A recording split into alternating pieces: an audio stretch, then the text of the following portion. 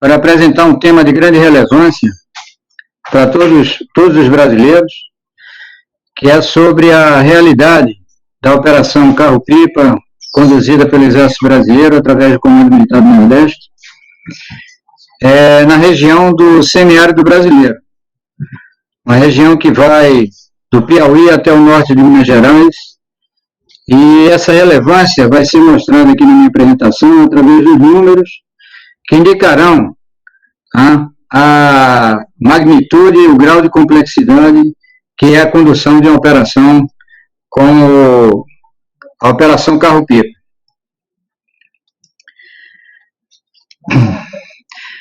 O objetivo, como eu já falei, é mostrar essa distribuição de água pelo Exército Brasileiro no contexto da realidade do semiárido brasileiro. E aqui, quando eu falo da realidade do semiárido brasileiro, é para que pessoas de fora da nossa região tenham uma consciência e um entendimento do que é viver no semiárido brasileiro, na zona rural, nessa extensa área onde nós operamos. E essa realidade, a amostra dessa realidade, ela visa também fazer com que os executores ou os elaboradores de um arcabouço legal relacionado à qualidade da água, à distribuição da água, à potabilidade, lembrem que o Brasil ele é complexo, ele é grande, é um país continental, e cada área tem as suas próprias características, as suas especificidades, e é isso que eu vou tentar mostrar. Eu sei que muitos já viram as imagens que eu vou mostrar, já apareceu na televisão, já leram alguma coisa a respeito, mas é aquele ditado que diz, que o que os olhos não veem, o coração não sente. Então, viver a situação no seu dia a dia, contato com aquela população, com as suas dificuldades, ela mostra de uma forma diferente e obviamente, mais real, o que é a situação dos habitantes do semiárido e o que é a complexidade, como é essa complexidade de se distribuir a água em carros-pipa numa região tão grande do país. Eu gostaria de também, já fazendo uma introdução, fazendo parte aqui desse roteiro, de uma introdução, mostraria a caracterização da área do Nordeste e do Norte de Minas Gerais também, e a sua gente. Lembrar que a Operação Carro-Pipa, eu tive a oportunidade de pesquisar na internet, verificando em outros países se havia até mesmo como benchmark, alguma operação que se equiparasse ou que parecesse, chegasse próxima à nossa Operação Carro-Pipa. Não encontrei. Para vocês terem uma ideia, a que chegou mais próximo foi uma operação da Cruz Vermelha, na Etiópia, onde eles trabalhavam com cerca de 200 carros-pipa. E nós já chegamos aqui a trabalhar com 7.140 carros-pipa.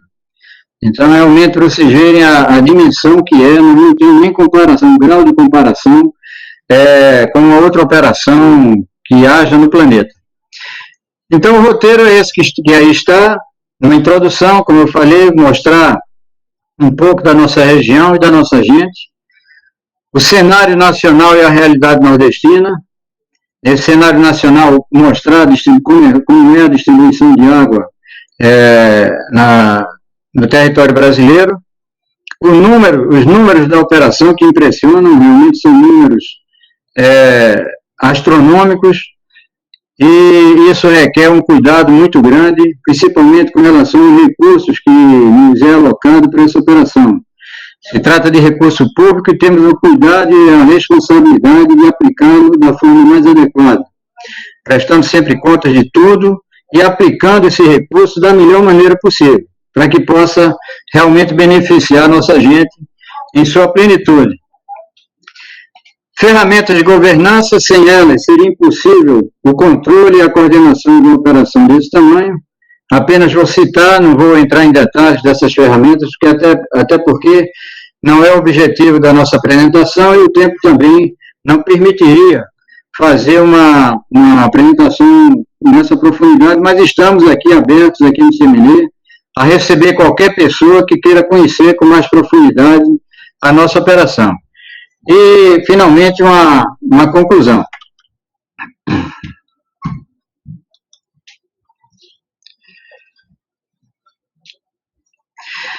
Bom, essa é a nossa região.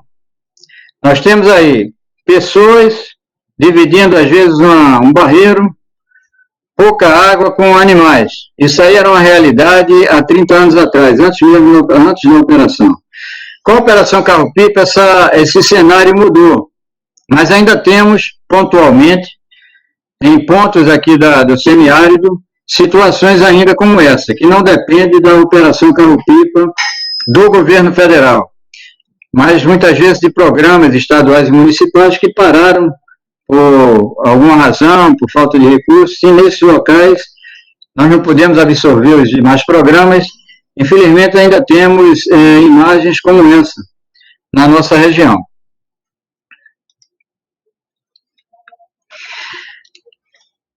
Essas notícias de jornal, da mídia, aqui da região, ela é normal, é comum. E se intensificou, principalmente nos anos ali de 2016, 2017, onde houve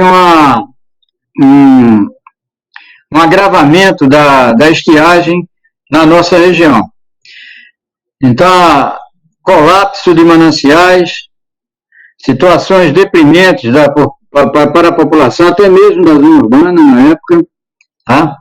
2016 no Ceará, se tiverem condições de ver, mesmo na quadra chuvosa, e a quadra chuvosa aqui, normalmente, ela vai de fevereiro a maio.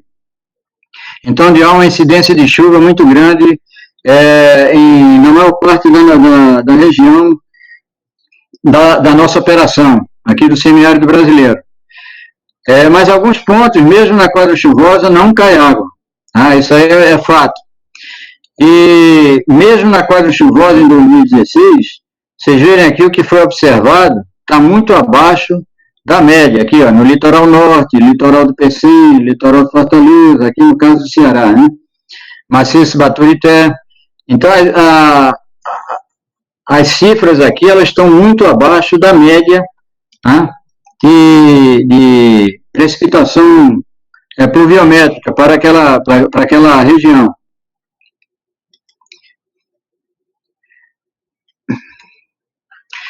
Está aqui a Sobradinho, que é o grande lago artificial, né, que nós temos. Houve uma redução drástica, ele chegou a 2% do seu volume útil. Para vocês terem uma ideia, a capacidade normal, considerada normal para Sobradinho, é em torno de 60%. Né? Hoje ela está mesmo no final da quadra chuvosa, né, que nós já estamos em junho, ela está com 47%, abaixo da normal, mas muito acima do que ocorreu nos anos de 2016 e 2017, onde chegou a 2% apenas.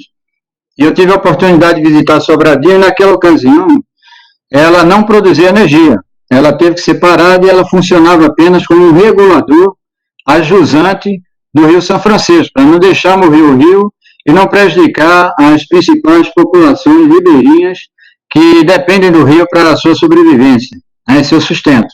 Então foi realmente um período difícil aqui na nossa região.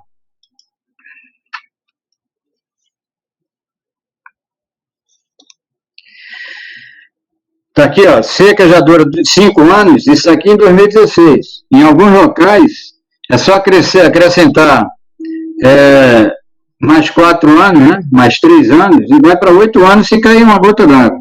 Tá? Isso aí é fato. Então a região ficou bastante seca. Tá? Aqui nós temos uma imagem de Salgadinho, tá? Com um nível muito baixo. Essa daí é a imagem que nós temos da nossa região, é isso aí, muita pedra, cinzenta, vegetação totalmente seca, E às vezes, quando cai um pouco d'água numa região como essa aí, rapidamente floresce o verde, é impressionante. O que nós chamamos aqui de seca verde. É uma chuva que faz com que floresça esses galhos secos aqui, mas que não é suficiente para armazenar água, né? Para reter a água e ser utilizada para a população.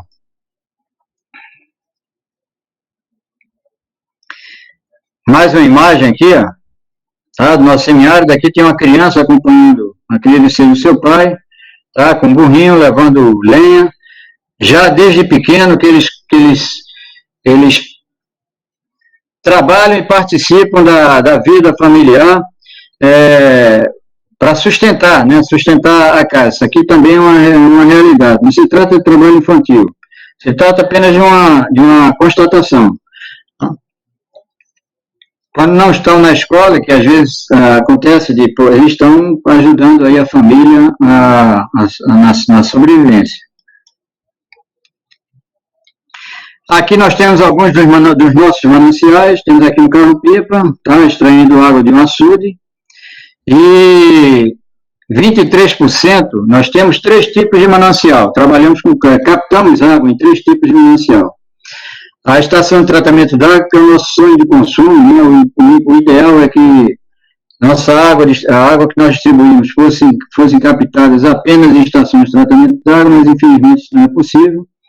Nós trabalhamos em torno de 23% dos mananciais. São mananciais de superfície, né? São mananciais com açude, barragem, rios, em torno de 25, 26% de poços artesianos, aliás, em torno de 40 e poucos por cento de poços artesianos e 25% de estações de tratamento d'água. Aqui nós temos um açude, tá? Então essa é a realidade. É captar a água que tem, nós temos que distribuir a água que tem, desinfectamos essa água, tá?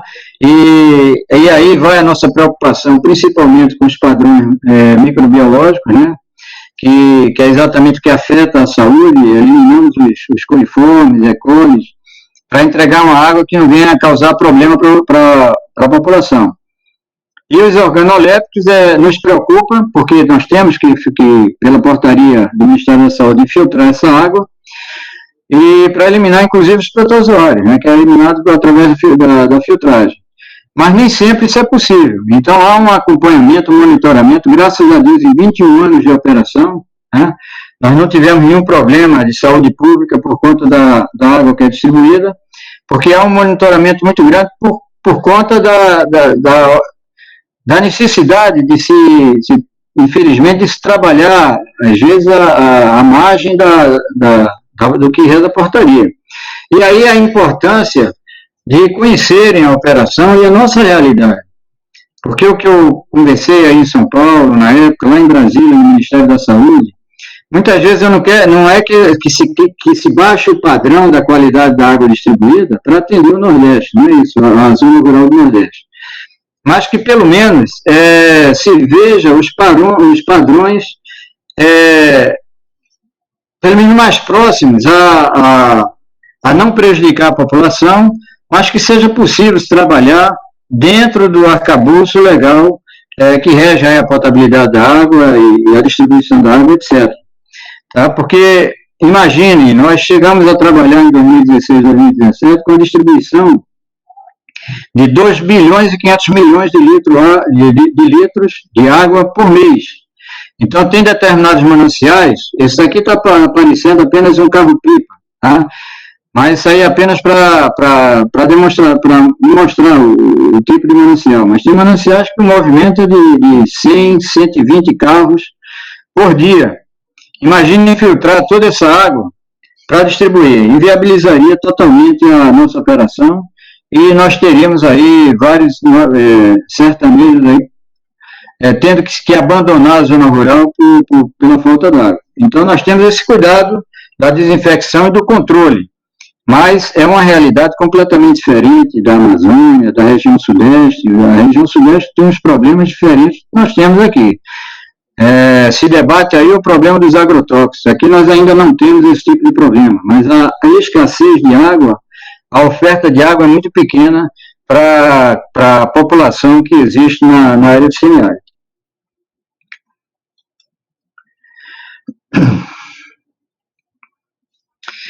Mais uma visão aí da nossa área, tá? Nosso xique-xique, que é uma das vegetações características, vegetação bastante ressecada. Aqui nós temos aqui um açude, o açude de Atalaia. Esse açude ele foi construído e não conseguiu juntar água, tá? E fica desse jeito aqui, ó, bastante seco e uma população considerável aí precisando que esse açude encha. Tá? Vamos lá. Está aqui ainda imagens do Atalaia, imagens da Caatinga, da nossa região. E aqui a nossa gente. Tá? Então, senhores, é esse pessoal que são os beneficiados pela distribuição da água. E é uma gratificação, um orgulho muito grande a gente ver os olhos brilharem desse povo ao receberem a água que é distribuída por nós. Tá? No entanto, a imagem aqui, ela não retrata a realidade. Ela não retrata a realidade. Tá? Uma senhora como essa aqui, muitas vezes, olhando para ela, se dá 90 e tantos anos de idade. Às vezes ela tem 70 e poucos. Tá? Então, essa é a nossa gente, é a gente beneficiada. Tá? São regiões ermas do nosso semiárido, se anda quilômetros e quilômetros através da Caatinga, uma região bastante árida para se deparar com 5, 6, 7 casas, uma comunidade pequena, que precisa da água para sobreviver. Lembrando que a nossa água, a água que é distribuída pela operação, é uma água para consumo humano, ou seja, para beber e para cozinhar. Então, há uma necessidade de se aumentar a sustentabilidade dessa população com políticas públicas que aumentem essa oferta, a oferta de água para outras coisas, para lavagem de roupa, para criação de animais, para plantação, etc.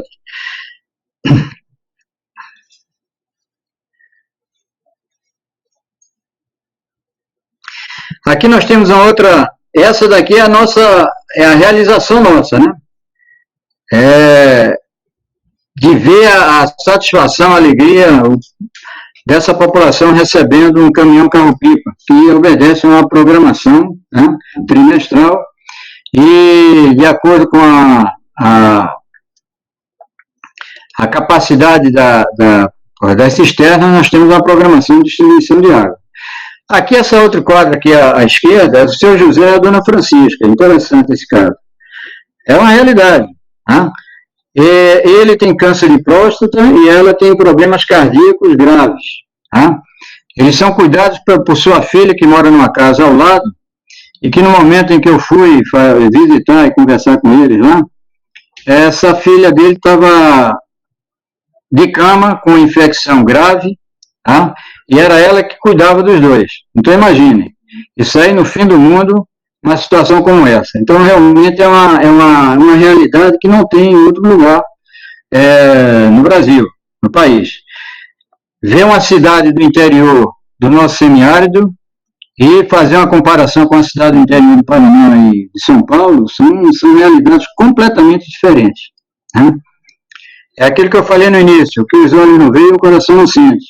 Então, sempre que forem legislar ou montar um arcabouço legal para se exigir numa portaria, seja lá no que for, o tipo de água que tem que ser distribuída e a maneira como tem que ser distribuída, nós temos que conhecer a realidade das outras áreas do Brasil. Você vê na Amazônia, por exemplo, e no Amazonas, vamos ver um mapa à frente, é a região que tem mais água doce no Brasil. Tá? Mas aquela região, aquela população ribeirinha, na beira do rio, elas consomem água não potável. É água retirada diretamente do rio. Então, são realidades diferentes. Tá? É isso que eu quero mostrar. Ainda a nossa gente, a Dona Maria aqui, tá? Eu fiquei impressionado com a imagem dela. Ela não chega a 80 anos, ela não tem 80 anos. Tá? É esse povo, essas casas todas aqui da família, ela é a matriarca, são todos, normalmente, isso aí é normal na região nordeste, quando vem um aglomerado de casas, são os familiares, são pessoas que nasceram e se criaram naquela região. E eles não querem abandonar a área. Aí, quando abandonam, eles vão para a cidade. Eu sempre pergunto, se não fosse essa água distribuída, o que seria de vocês? Eles dizem, não, nós iríamos, ou voltaríamos há 30 anos atrás para disputar água, como eu mostrei no primeiro slide, com animais, água barrenta, ou então nós vamos para a cidade. Bom, os municípios do interior do semiárido, eles já enfrentam problemas sérios de racionamento de água, tá? Porque as companhias estaduais não têm condições de distribuir uma água de qualidade, uma água suficiente para todos, tá? E vão se marginalizar nesses centros urbanos. Então, um resultado muito bom social dessa Operação Carro-Pipa é exatamente de também manter nas condições mais dignas possíveis esse pessoal na zona rural do semiárido. Então, essa é a realidade. Aqui nós temos a cisterna, né, coletiva, e o pessoal chega de burro, chegam com baldes, etc., para pegar a sua água, os seus 20 litros de água que eles têm direito por dia para cozinhar e para beber. Bom, o exército semiárido, vou passar rapidamente aqui, só para ter uma ideia, né? Aproveita-se a experiência do exército com o conhecimento da região, um trabalho grande de interagências com outros órgãos públicos, a Operação Carro-Pipa, como eu vou ter a oportunidade de mostrar, são números grandiosos. O Exército trabalha também na transposição do Rio São Francisco, que se espera a médio prazo um alento para aquela população, mas é importante que haja obras estruturantes nos estados, para que o pessoal não morra de sede a 2 quilômetros do canal. Então tem que ter realmente uma estrutura que leve essa água do canal até as comunidades mais afastadas. Nós temos o pessoal da nossa engenharia também trabalhando na revitalização do Rio São Francisco. Então, principalmente com a estiagem, a longa estiagem de 2016 e 2017, o Rio São Francisco, em alguns pontos, assoreou. Então, há uma necessidade de, primeiro, de fazer um trabalho grande, tá, na nascente. E também, ao longo do rio, a nossa engenharia está tentando revitalizar o rio, com um trabalho muito bem feito de engenharia nas margens, fazendo com que o curso normal do rio, o curso principal, o curso do rio, a velocidade não passe para a parte mais central do rio. E com isso aí desassorear o Rio São Francisco e em alguns pontos até possibilitar a navegação. E a existência de meios também, porque o Exército nós temos aqui na região Nordeste, um grupamento de engenharia de construção, 4 batalhões de engenharia de construção e um batalhão de engenharia de combate, e mais uma companhia também de engenharia de combate. Então, essas unidades, além de participarem da Operação Carro-Pipa, elas também participam de várias frentes de trabalho aqui na região Nordeste.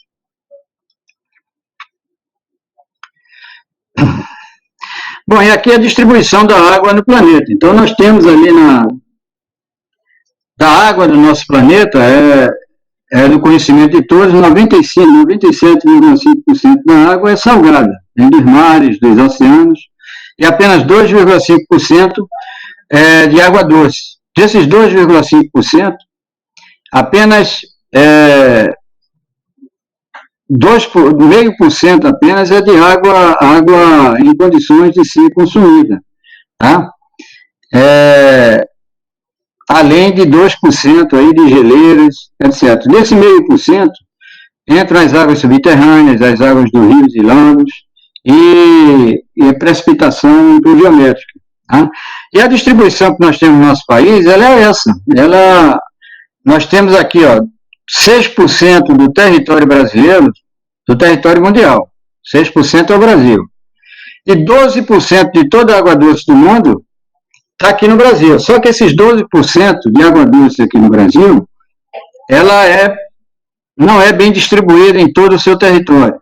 Então, a maior parte fica na Amazônia, como eu falei, né?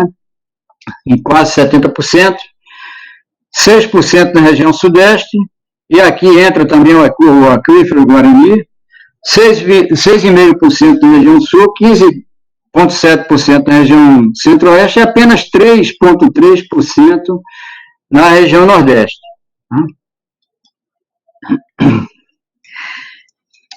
E aqui também é uma outra preocupação nossa, a geologia nordestina, né? Ou a geologia do semiárido brasileiro, já que pega aqui o norte de Minas. Né?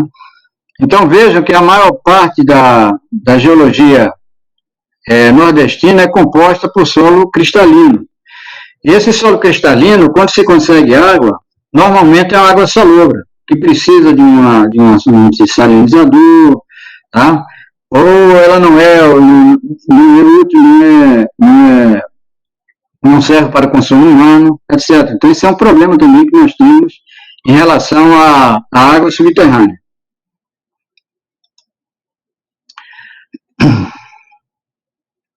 Esse é o tamanho aqui da nossa operação, é 1 milhão de quilômetros quadrados. Tá? Esse semiárido, ele tem se expandido ao longo do tempo. Tá?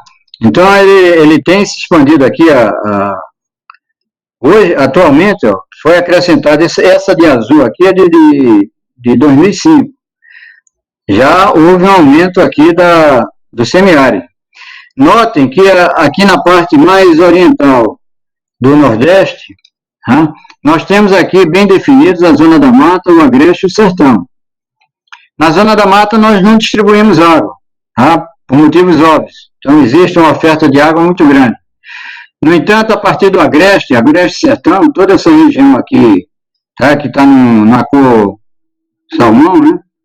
Salmão, ela é a área da nossa operação.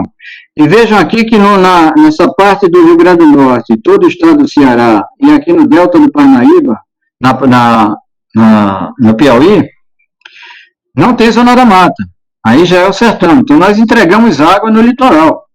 Então na praia aqui do estado do Ceará, Rio Grande do Norte, no delta do Parnaíba, nós distribuímos água lá no litoral. Então é uma característica também da nossa região. Muito bem, esse tamanho aqui de 1 milhão de quilômetros quadrados, apenas para fazer uma comparação, é mais ou menos isso aí. É como se nós estivéssemos operando numa área onde coubesse aí 3 Alemanhas, 2 Franças, 2 Espanhas. Então, essa é a área da Operação Carro-Pipa. Tá? Uma operação realmente de grande fruto, numa magnitude sem precedentes.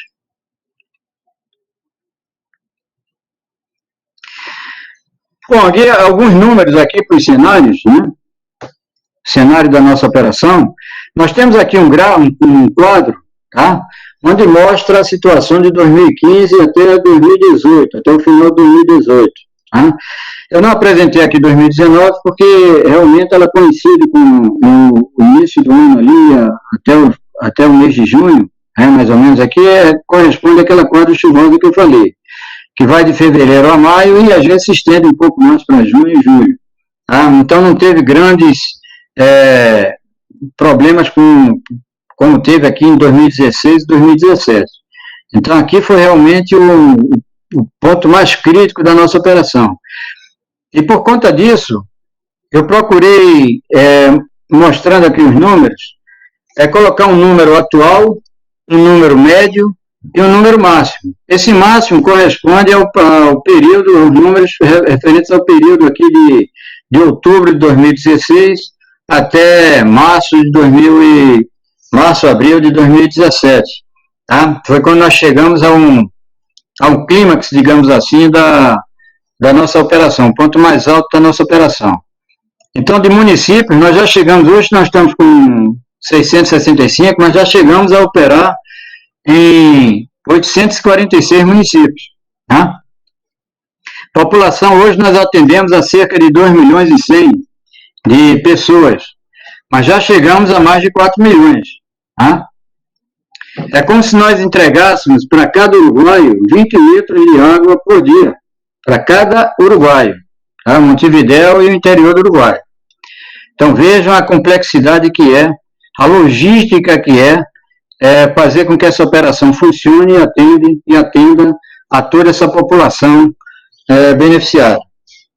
E hoje nós contratamos 4.346 pipeiros, carros de pipa. Já chegamos a contratar mais de 7.000. É um problema sério aqui, e não é fácil a gente trabalhar com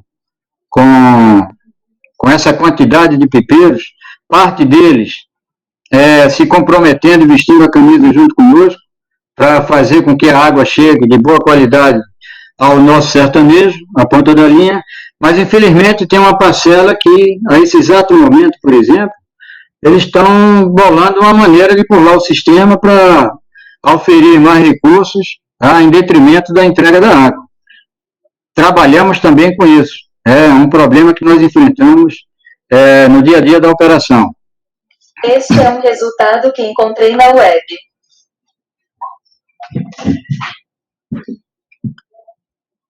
Muito bem. De mananciais, nós temos trabalhamos com em torno de 340 mananciais. Tá? Desses mananciais, já colapsaram de 2014 a 2017 em torno de 158. Exatamente por que eu coloquei de apenas de 2014 a 2017? Porque de 2017 para cá, não houve colapso por conta como nós vimos no mapa anterior, a situação da estiagem, ela diminuiu um pouco, tá? Então, nós trabalhamos aqui, com 23% de mananciais de superfície, rios, lagos, represas, açudes, 43% poços artesianos, águas subterrâneas, e 34% de estações de tratamento d'água. A nossa meta agora, nós estamos trabalhando duro para transformarmos esses 23% de manancial de superfície e engrossar esse número aqui de estação de tratamento de água. Estamos vendo a possibilidade de, nesses mananciais no Rio São Francisco, em açudes, etc., nós colocarmos uma estação de tratamento de água móvel que tenha condições de fazer o tratamento mínimo necessário na água e melhorar com isso a oferta de água para o nosso sertanejo. Pontos de abastecimento, nós já chegamos a distribuir água em mais de 80 mil cisternas. Hoje nós estamos aqui com 41 mil cisternas por conta da quadra chuvosa. Quantidade de militares na fiscalização e na gestão da operação. Então, hoje o Exército, ele coloca à disposição da Operação Carro-Pipa, que é uma missão subsidiária, prevista na Constituição, subsidiária, que o Exército leva a cabo com muito orgulho.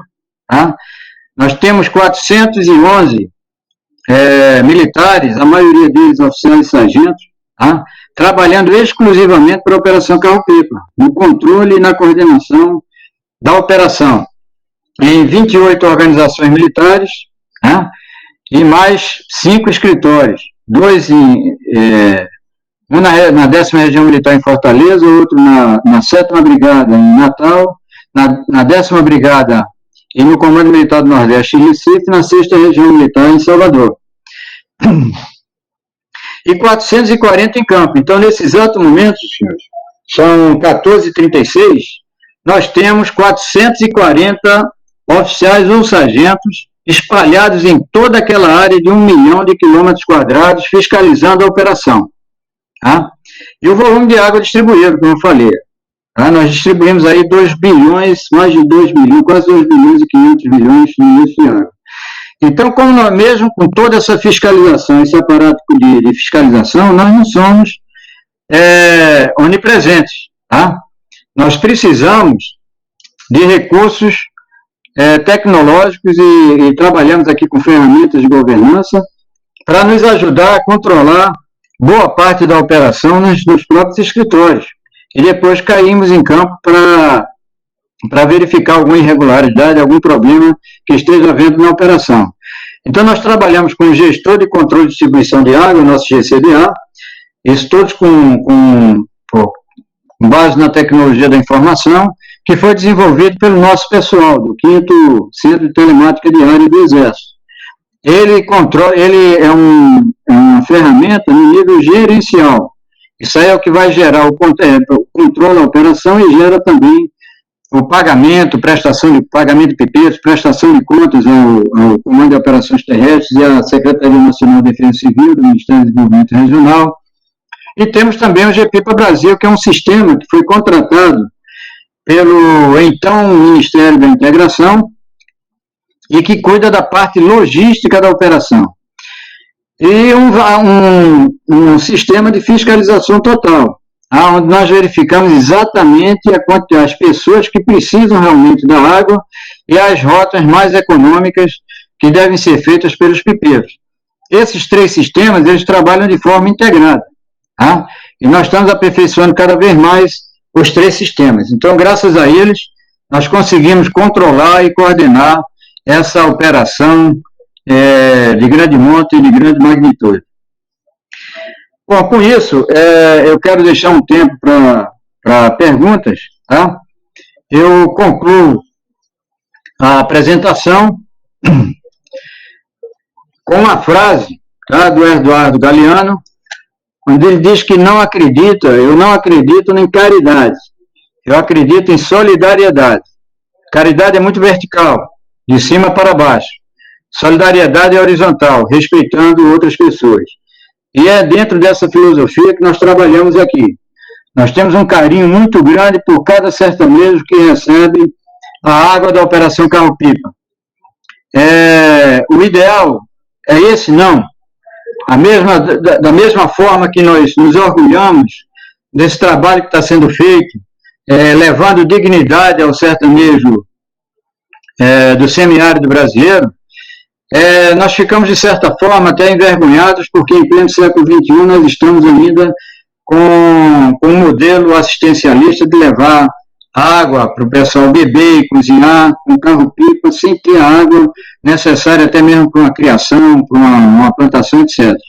Então, a nossa expectativa é que daqui para frente nós consigamos uma política de Estado que venha a minorar essa situação, e isso está sendo feito, tá, no sentido de dar mais sustentabilidade ao nosso pessoal do semiárido e que eles possam realmente viver de forma ainda mais digna. Tá? Então, com isso aí, eu agradeço mais uma vez a oportunidade de levar o conhecimento da nossa operação e da realidade da nossa região para todos os brasileiros que estão aqui na nossa videoconferência, nos assistindo, e me coloco a partir de agora à disposição para qualquer pergunta que venha a ser feita. Caso eu não consiga responder a qualquer das perguntas, eu teria o prazer de mandá-la por escrito depois para o Everton Oliveira. Muito obrigado.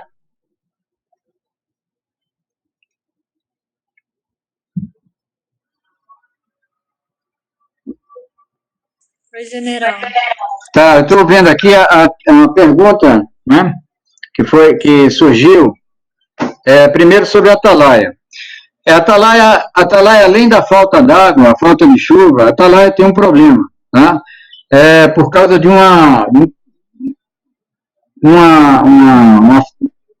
pessoal que não quis sair da área, para a área que seria inundada pela água da represa, tá?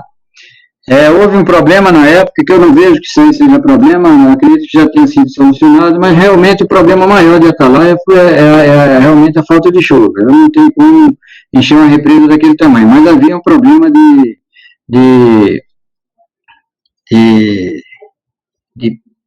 pessoa meramente jurídico, tá? Que estava sendo resolvido na época. A outra é como o Comando do Exército entende os carros-pipa, entende os carros-pipa que não fazem parte da jurisdição da Operação Carro-Pipa. Vejam bem, a nossa missão, pela Portaria Interministerial número 1 e 2, tá? O Ministério do Desenvolvimento Regional e o Ministério da Defesa, a nossa missão é realizar missões complementares, ações complementares de distribuição de água. Complementares aqui, complementares aos programas do Estado e programas do município. Então, nós iríamos apenas ser uma missão, para vocês terem uma ideia, o nome do nosso programa é Programa Emergencial de Distribuição de Água.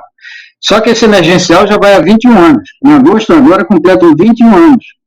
Como que pode ser emergencial? Então, ele foi concebido para realizar uma ação complementar, pontual, onde o Estado e o município não pudessem cumprir a missão da distribuição de água. Só que com a falta de recursos do município, de estados, abandono por alguns estados do seu programa, nós passamos a ser, a Operação Carro-Pipa passou a ser protagonista da distribuição de água no semiárido. Tá? Então, esse é o problema. Agora, os outros carros, eu não tenho controle, porque eu tenho controle apenas dos pipeiros que trabalham na operação. Existe todo um processo para a admissão desses carros-pipa, há um credenciamento e há uma exigência muito grande em relação ao estado de conservação, ao laudo de inocuidade, a toda a documentação do Detran, a vistoria técnica que é feita pelo nosso pessoal de manutenção, para ver se até mesmo para dar segurança ao próprio pipeiro. Então, existe uma série de exigências para que esse carro possa fazer parte da operação. Os demais carros, nós não temos controle nem gerência sobre eles. O pagamento de pipeiros. Eu espero que eu não esteja engolindo nenhuma pergunta aqui. Vamos lá. Como é feito o pagamento de pipeiros? Muito bem. Então, o pagamento de pipeiros, ele recebe, é feito um programa trimestral, onde se trabalha com a autonomia das cisternas, tá? Então, tem locais, dependendo da população, em que se entrega uma carrada por dia, outros com a população menor, uma carrada por semana, 2 carradas por semana. Então, existe uma frequência, um plano de trabalho. Então, cada pipeiro tem o seu plano de trabalho, que é controlado, inclusive, daqui do escritório, de forma online. Nós sabemos, ele tem que entregar 2 carradas hoje. Então, a gente controla e vê se ele realmente terminou o dia e entregou as 2 carradas. Se não entregou, nós já fazemos contato com o pipeiro. Muito bem. Essa equação para o pagamento, ela é feita com base nos quilômetros percorridos, no volume transportado, na quantidade de carradas que são feitas e também através de um índice multiplicador que nós chamamos, tá? Que esse índice multiplicador varia com o tipo da estrada, se é estrada asfaltada, metade asfaltada, metade de barro, se é só de barro, se é uma estrada realmente complicada, se é uma estrada que só se consegue tracionar a pipa com trator, existe alguns casos em Minas Gerais e no Ceará, tá? Então existe um índice multiplicador que faz parte da equação desse pagamento, tá? Então, com isso aí, no final do mês, nós temos o valor que cada pipeiro vai receber de acordo com o plano de trabalho, o que foi cumprido do plano de trabalho. Como conhecedor dos desafios, vamos ver aqui. Pô, tem pergunta pra caramba aqui, vamos lá, vamos tentar atender aqui Peraí.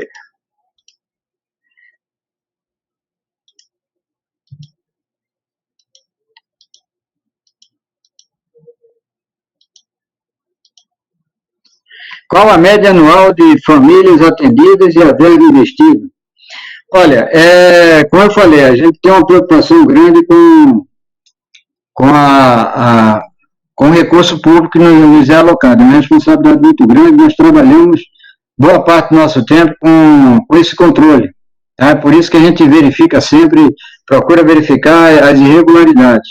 Eu não posso pagar por um serviço que eu tenha dúvida se ele foi executado ou não. Então, quando há dúvidas, nós não pagamos. Tá? Tem que ser averiguado se realmente o pipeiro entregou a água e a partir daí, quando tivermos certeza, aí sim, a gente executa o pagamento. Deixa eu ver aqui. Acho que eu saí um pouquinho aqui da... Muito bem. Essa verba investida. Nós já chegamos, para vocês terem uma ideia, a 1 bilhão e 21 milhões de reais no ano. Tá? Então, o que acontece? Pela portaria, nós, para fins de planejamento, nós recebemos dados da prefeitura, tá? Da CONDEC, que é a Coordenadoria de Defesa Civil do município. E eles davam um número de uma população para ser atendida, umas rotas para serem seguidas. Tá? Então, com base nisso aí, nós fazíamos o plano de trabalho e pagávamos o pipeiro no final, aí, pelo que ele percorreu e pelo que ele carregou. Só que, nas fiscalizações, começamos a ver que havia discrepância entre o número e a realidade. Então, foi a partir daí que surgiu aquele sistema que eu mostrei de fiscalização total. Nós passamos a verificar em loco, tá? No local, nós fizemos um censo e reconhecemos, com a ajuda do Google Earth, nós conseguimos levantar todas as rotas existentes e a população que realmente existia. Para vocês terem uma ideia, nós chegamos numa localidade onde a prefeitura tinha indicado que tinha 158 pessoas. Quando nós fomos no terreno para verificar, tinha apenas 38. Quer dizer, a oferta de água já é pequena, e você entregar além do que prevê ali os 20 litros por pessoa dia, gostaríamos de entregar mais, mas a oferta de água é pequena. Então, a partir daí, nós passamos a levantar toda a população e as menores rotas. Tinha rota, por exemplo, que ele dava uma volta tremenda para chegar, para levar água do manancial até um ponto de abastecimento.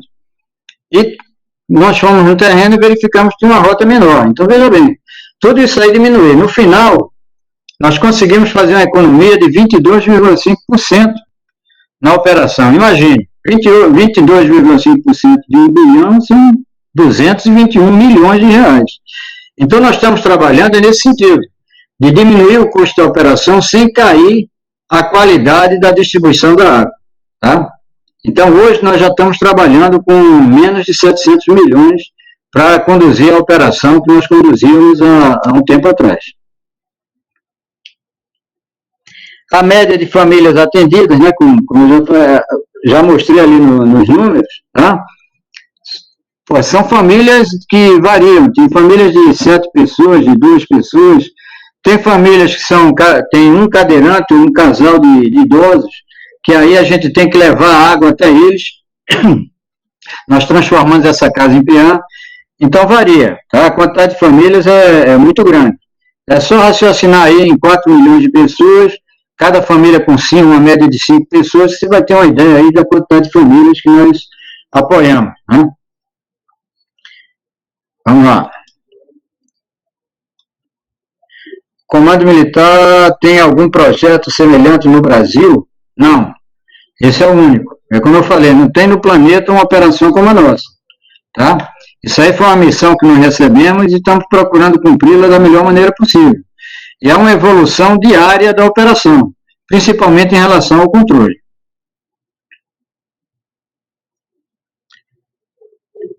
Patrícia Martinelli, eu acho que eu já respondi, né, Patrícia? Bom.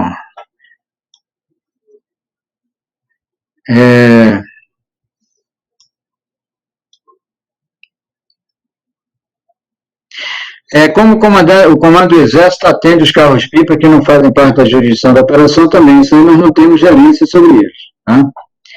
Nas coletas de água nos mananciais de superfície existe um controle ou monitoramento de cianobactérias antes da água ser distribuída positivo. Tá? Então, nós já eliminamos alguns mananciais que houve indícios de cianobactérias, foi um manancial, inclusive, da Paraíba. Tá? Então, essa água, antes de nós distribuirmos, é responsabilidade da Prefeitura nos enviar mensalmente um laudo de potabilidade. Então, nesse laudo de potabilidade, nós vamos ver se o manancial ele é apropriado à coleta da água ou não. Tá? Nesse caso aí, um deles lá na Paraíba, realmente havia cianobactérias e ele foi imediatamente, ele nem começou a trabalhar com ele na coleta da água. Deixa eu ver aqui. Primeiramente, gostaria de parabenizar o general Fioravante, muito obrigado pela belíssima apresentação e pela operação do nosso glorioso Exército. Com sucesso a operação. Quais são os problemas que ainda são enfrentados nas questões operacionais? Bom, primeiro, um problema bem óbvio aí pelo que foi apresentado, a área de atuação. né? Nós temos 28 organizações militares, a maior parte delas no litoral, que tem que fazer um trabalho hercúleo para levar o seu pessoal no interior, tá? E olha, todas as cisternas, as 80 mil cisternas de todo o território onde nós atuamos, é visitada pelo nosso pessoal pelo menos uma vez a cada 3 meses, tá? Então é por isso que aquele pessoal não para. Toda semana tem várias equipes saindo para fiscalizar, e nessa fiscalização nós aproveitamos também para dar orientação de como armazenar água, evitar o problema do Aedes aegypti, que não tem nada a ver com a nossa operação, mas é uma oportunidade, aproveitando a capilaridade da nossa operação, nós procuramos prestar esse apoio de cunho social à nossa população. Tá? Então, esse é um grande problema, é a área. Segundo, é o controle dos pipeiros. Tá? Então, nós não podemos permitir que haja irregularidade por parte do pipeiro de dar o golpe ou de querer ganhar um pouco mais em detrimento do nosso sertanejo. Primeiro, porque é esse cuidado que nós temos com o recurso público. E segundo, que nós não podemos permitir que o nosso objetivo principal, que é a entrega da água ao nosso sertanejo está precisando dela, ele seja prejudicado. Tá? Então, esse é um problema que nós estamos evoluindo a cada dia. Hoje nós temos um grau de controle muito grande em cima das ferramentas de governança. E também procurando otimizar cada vez mais as nossas fiscalizações. Vamos ver mais algum aqui. Como conhecedor dos desafios e os cortes sistemáticos em políticas sociais, quais são as reais perspectivas para que essa ação emergencial, que se prolonga mais de 21 anos, possa efetivamente trazer mais sustentabilidade para as famílias? Bom, o atual governo já mostrou preocupação com isso, tem trabalhado em função de programas visando essa sustentabilidade.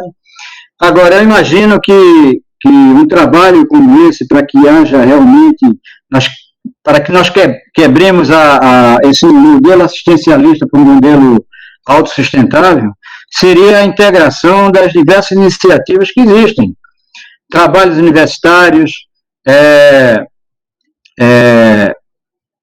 iniciativas até mesmo de algumas prefeituras, no sentido de minorar essas consequências da escassez da água, da estiagem. Tá? Agora, é importante, eu vejo, a integração de todas essas iniciativas, de todos esses sistemas. Tá?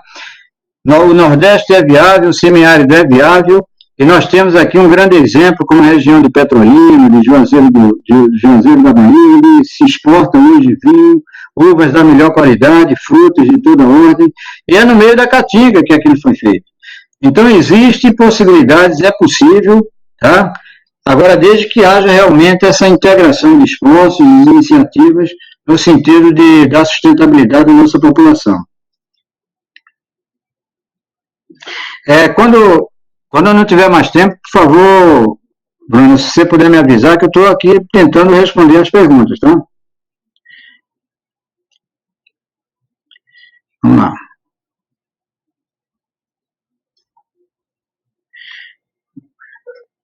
Como o Comando do Exército seleciona as comunidades que serão abastecidas? Veja bem, existe um processo para isso. Hoje, por determinação do próprio Ministério do Desenvolvimento Regional, nós só podemos apoiar os municípios que declararam e que têm o decreto de emergência e de calamidade pública reconhecido pelo governo federal. Então, o prefeito, ele tem que mandar fazer esse projeto,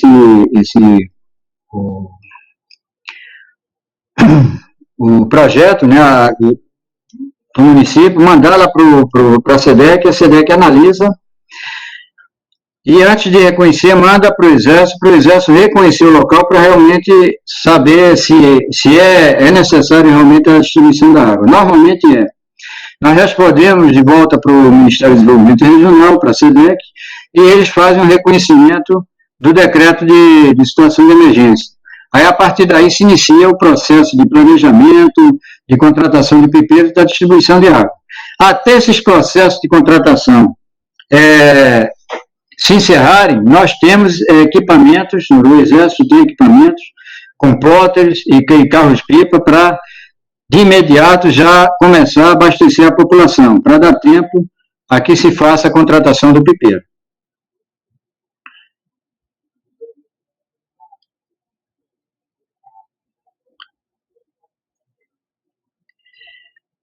É onde posso conseguir todos os dados disponíveis da Operação Carro-Pipa. Nós estamos abertos a qualquer informação. Quando quiserem passar aqui para o Recife, dê uma entradinha aqui no Comando Militar do Nordeste, nós teremos o máximo prazer de mostrar com mais profundidade a operação.